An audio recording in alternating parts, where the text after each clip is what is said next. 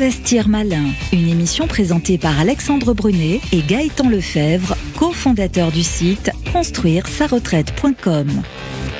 Bonjour à toutes et à tous, investisseurs malins, voici l'heure de votre rendez-vous mensuel consacré aux investissements sous toutes leurs formes. Et la plupart d'entre vous souhaitent réaliser des investissements dans l'immobilier.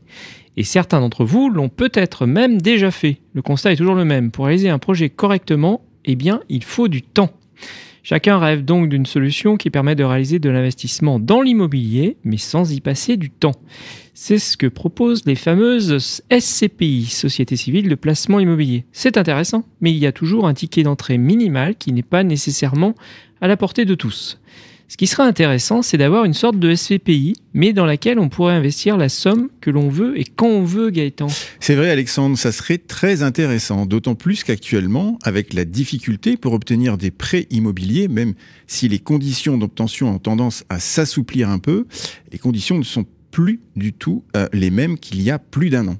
Eh bien, sachez qu'une solution existe. Ce n'est pas un rêve.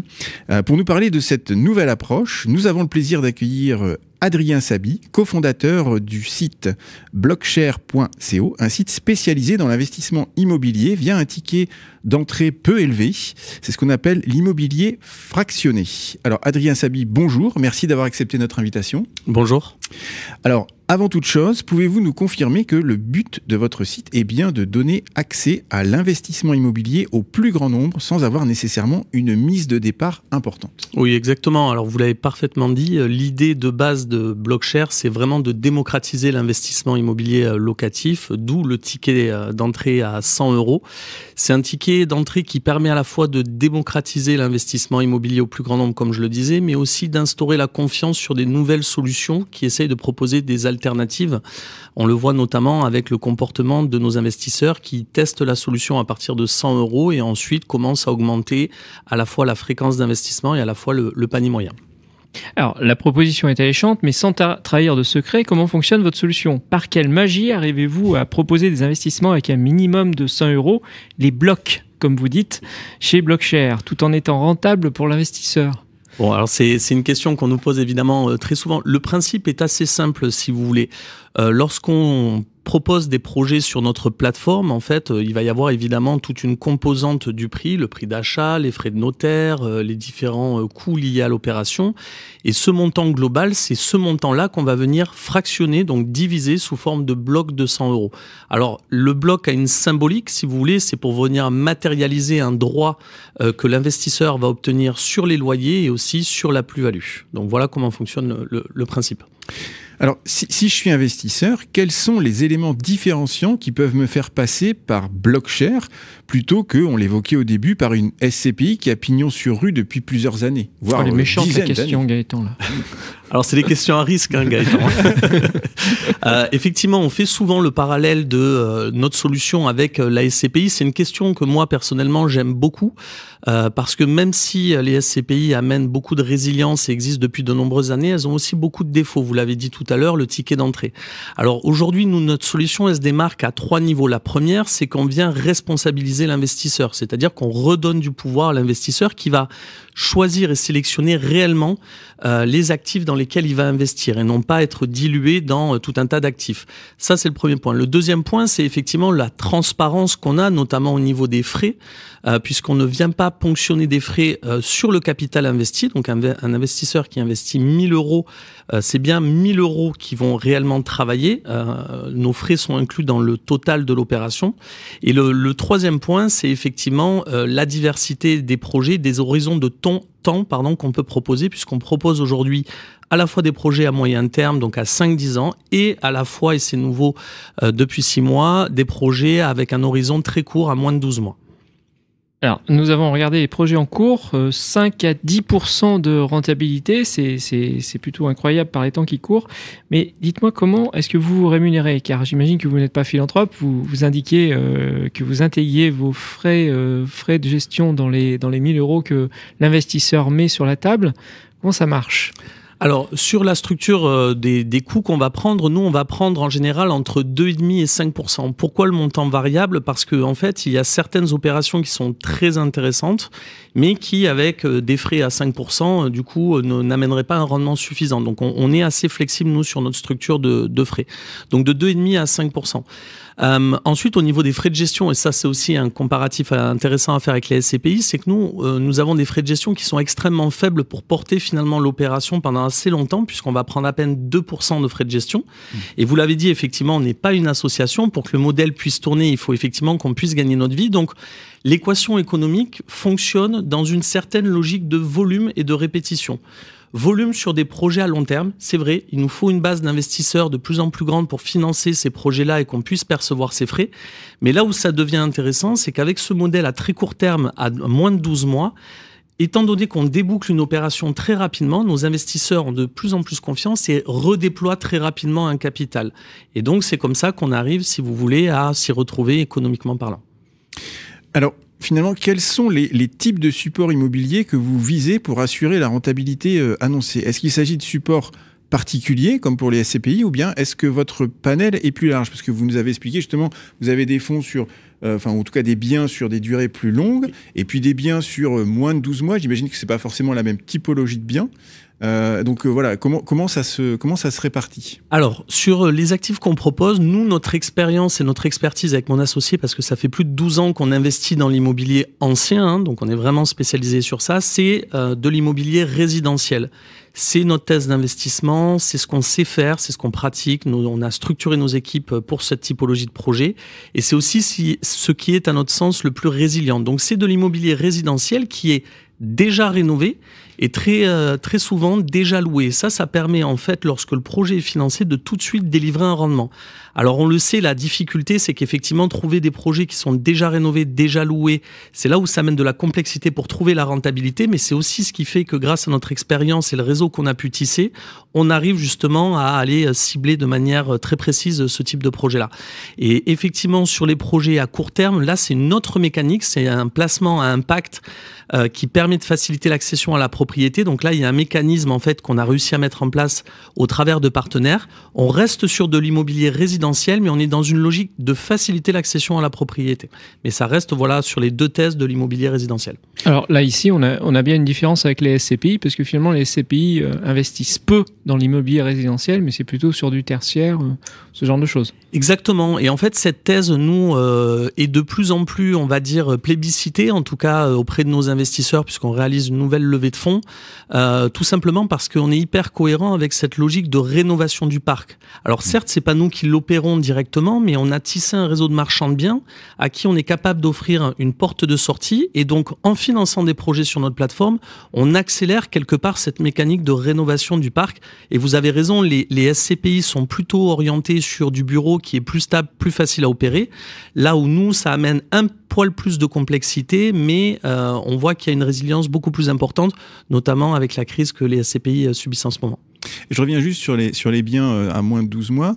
Donc, on est toujours sur des résidentiels, vous l'avez précisé. Est-ce qu'on est toujours sur des résidentiels rénovés ou au contraire, c'est du résidentiel non rénové et justement, vous vous lancez dans l'activité de rénovation pour revendre rapidement? Oui, je vous remercie pour la question. Alors, on reste, nous, sur cette thèse d'immobilier rénové. On n'opère jamais nous-mêmes la rénovation parce que c'est ce qui a fait défaut à plusieurs modèles. Imaginez lancer 50, 100 ou 200 chantiers de rénovation. Ah non, on n'imagine pas du tout.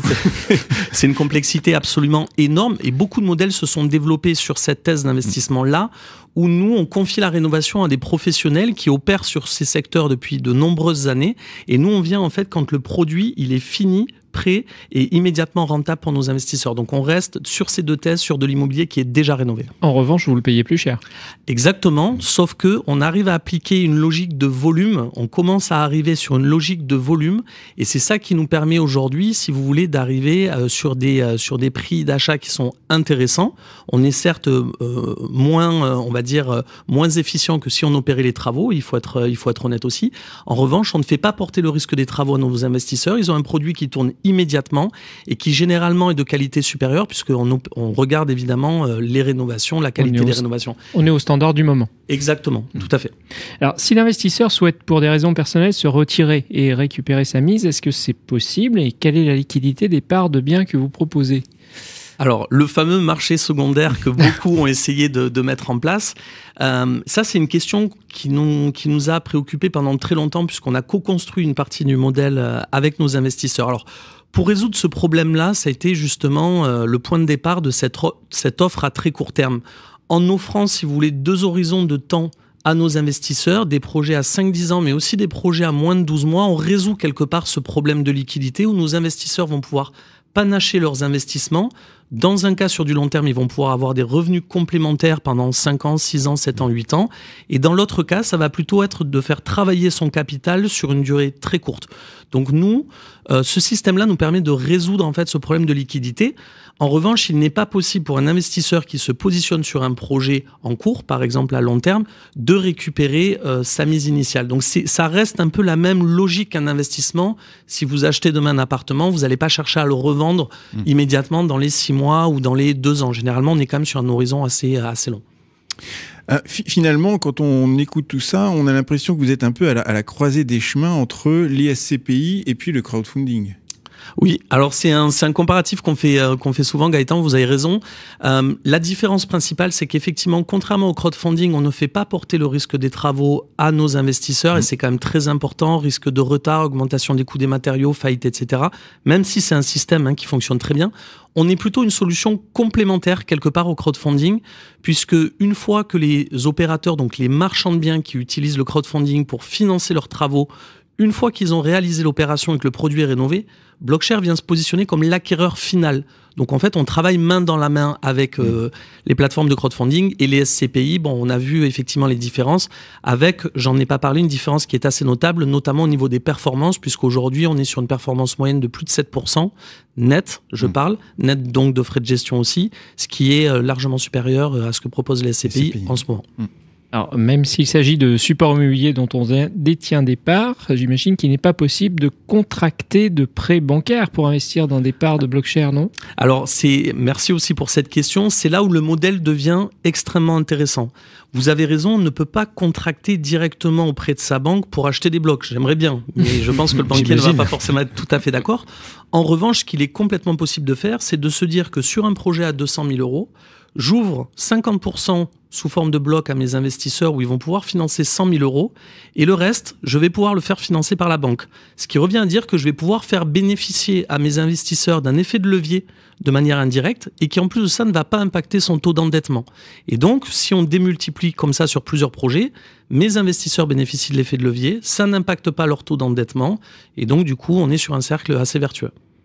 Alors, l'investisseur acquiert des parts d'un bien que vous avez au préalable donc sélectionné, on l'a vu, mais bien entendu, il ne touche pas de loyer puisque potentiellement, il ne possède pas un appartement ou un local. Il dispose, on va dire, d'un morceau d'appartement ou un morceau de local. De ce fait, qu'est-ce qu'il touche exactement? Oui, exactement. Alors, en fait, nos investisseurs, ce qu'ils détiennent, c'est un droit sur les loyers et un droit sur la plus-value. C'est-à-dire que notre société qui porte le bien et reçoit, elle, les loyers, a l'obligation de reverser ses loyers à nos investisseurs, donc avec un pourcentage qui est évidemment défini au départ. Donc, quand nos investisseurs investissent chez nous et achètent des blocs, ils détiennent en fait ce droit sur les loyers et sur la plus-value. Et là où c'est un point très fort du modèle aussi, c'est que ce n'est pas considéré comme des revenus fonciers, avec l'imposition qu'on connaît, mais plutôt comme une sorte de produit financier qui sera, j'anticipe peut-être une question, mais taxé en flat tax. Donc c'est beaucoup plus intéressant et c'est ce qui fait aussi que notre solution aujourd'hui est plébiscitée par des investisseurs assez aguerris qui ont une certaine surface financière et on ne l'avait pas forcément vu venir avec un ticket à 100 euros. Donc finalement, au moment de la revente du bien immobilier support, que se passe-t-il en cas de plus-value? Parce que là, on a parlé de l'exploitation, mais un jour, si on souhaite revendre et qu'il y a une plus-value, comment ça se passe? Est-ce que Blockshare conserve cette plus-value ou bien est-ce qu'elle est redistribuée auprès des investisseurs comme on le ferait pour des dividendes pour une action, par exemple? Alors, c'est exactement le même principe que de se dire tous les avantages sans les inconvénients. Lorsque vous investissez vous-même sur un bien immobilier, il y a ce fameux rendement pendant l'opération et cette plus-value espérée. Donc, évidemment, on redistribue, nous, dans notre modèle, 90% de la plus-value à nos investisseurs. Les 10% étant pour rester alignés avec eux, parce que nous, on a intérêt à sélectionner des bons projets si on veut une rémunération supplémentaire. Donc ça, c'est le premier point. Et comment en fait est traduit cette plus-value? Donc nous, on va décider d'un horizon de vente au démarrage de l'opération. Par exemple, notre première opération, on a affiché dès le départ qu'on souhaitait revendre la 6e ou 7e année. Mais on se garde une certaine flexibilité puisque si le marché explose avec des taux à la baisse et que le marché repart et que, par exemple, la 4e année, on est déjà en plus-value, à ce moment-là, on se laisse la possibilité de revendre. A contrario, si le marché, on ne peut pas le prédire, est en chute libre la 6e ou 7e année, on a la possibilité de proroger d'une année ou deux pour essayer d'avoir un moment le plus favorable possible pour la sortie et distribuer une plus-value.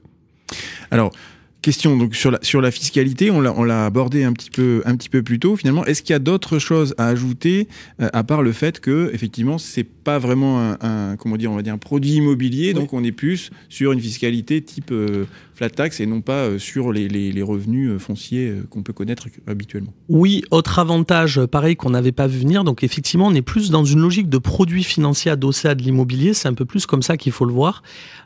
C'est qu'effectivement, on a cette flat tax, mais ça ne rentre pas dans l'IFI. Alors effectivement, ça concerne que très peu d'entre nous. On aimerait tous d'ailleurs être concernés par l'IFI.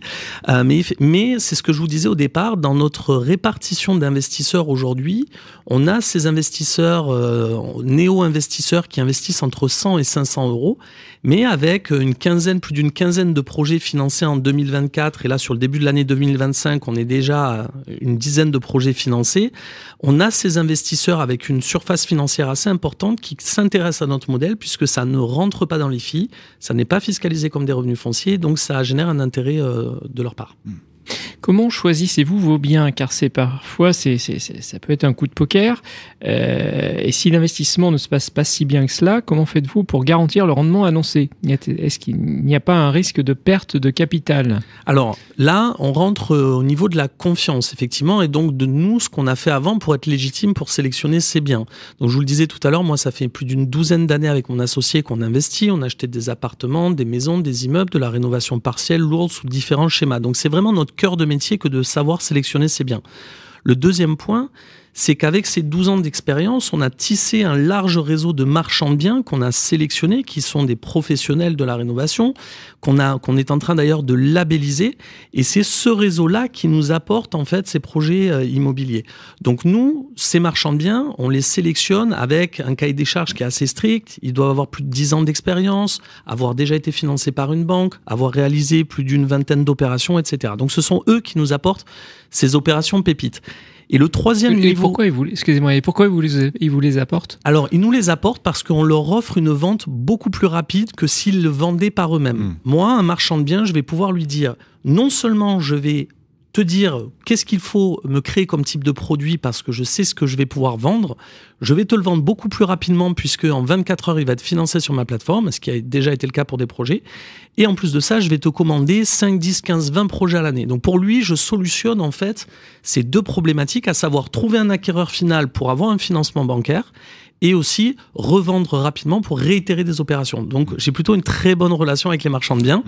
Et le dernier point pour sécuriser nos investisseurs, et ça, c'est une vraie différence, et je suis très fier de pouvoir en parler, c'est que nous co-investissons sur chacun des projets entre 5 et 10% de notre argent personnel, donc avec les associés. Et ça, on y met un point d'honneur. Par exemple, notre dernier projet qui vient d'être financé ce matin, moi, à titre personnel, j'investis 10 000 euros. Je le fais évidemment tant que c'est possible, mais sur chacun des projets, on souhaite garder cette logique de co-investir. C'est un petit peu comme si vous alliez voir votre conseiller en gestion de patrimoine qui vous demandait d'investir, il vous proposait d'investir sur ce support sur lequel lui-même n'a pas investi. Et donc, c'est toujours plus simple d'être aligné avec ses investisseurs que d'investir soi-même sur les projets qu'on propose. Très bien. Juste un petit mot sur le premier argument que vous indiquiez. En fait, on a bénéficié durant les 12-13 dernières années d'un contexte sur l'immobilier qui était favorable avec des taux ultra bas. Et puis, depuis 2023, disons que tout ça est un petit peu inversé. Donc, c'est là qu'on va voir véritablement notre capacité à bien choisir les biens. Ouais. Ça, vous savez le traiter, le manager en ce moment ? Oui, alors c'est tout l'idée d'aller sur des rendements, d'être très très sélectif quand la conjoncture est assez favorable. Donc on va sur des rendements assez élevés. On parlait entre 5 et 10%. La réalité, c'est qu'on ne prend aucun projet en dessous de 6 à 7%. quel est le risque finalement? Quand on démarre sur une opération d'un bien qui est déjà rénové, déjà loué, on connaît le prix, toutes les composantes du prix, mais on connaît aussi le loyer, etc. Quand l'immobilier est en crise, les loyers n'ont pas forcément tendance à baisser, on le voit actuellement, et au contraire, quand l'inflation pointe le bout de son nez, l'immobilier est une formidable protection, puisque là, sur les 2 dernières années, rien qu'avec l'indice IRL, on a eu 2 fois des augmentations autour de 3,5%. Donc nous, déjà, sur la première opération, on avait un rendement à 6 qui est passé à 7 quasiment, grâce à ce mécanisme d'augmentation de l'IRL, qu'il faut évidemment mettre en face des charges, puisqu'elle aussi augmente.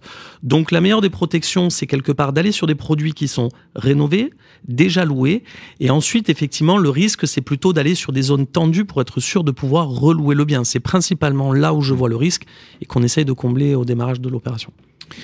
Alors maintenant, passons à la question du mois qui nous est posée par François de Nice. Le système que vous proposez et qui est clairement en rupture avec ce que nous avons l'habitude de voir, est-il conforme au cadre réglementaire français? Parfaitement, donc c'est une très bonne question, effectivement. Donc nous, on a travaillé avec le cabinet d'avocats spécialistes, dont je ne pense pas qu'on puisse faire de la pub.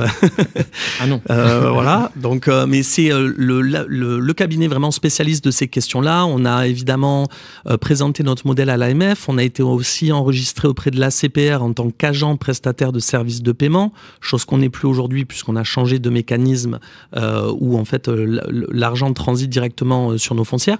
Donc on est parfaitement cohérent et parfaitement conforme au cadre réglementaire par rapport à ce modèle-là, tout à fait. Eh bien, merci Adrien Sabi. Nous rappelons à nos auditeurs que vous êtes cofondateur du site blockshare.co, le site qui vous aide à vous construire un portefeuille immobilier sans avoir une mise de départ conséquente et cela sans contrainte, vous l'avez bien compris. Quant à nous, nous vous donnons rendez-vous le mois prochain pour découvrir un nouveau thème. En attendant, vous pouvez nous retrouver sur le site construire-ça-retraite.com dans lequel vous pourrez découvrir plein d'investissements malins. Et n'oubliez pas, demain se décide aujourd'hui. Ne passez pas à côté des bonnes occasions en suivant les bons conseils de nos invités. Merci. Adrien Sabi. Merci à vous. Investir malin, une émission à réécouter et télécharger sur le site et l'appli Radio Imo et sur toutes les plateformes de streaming.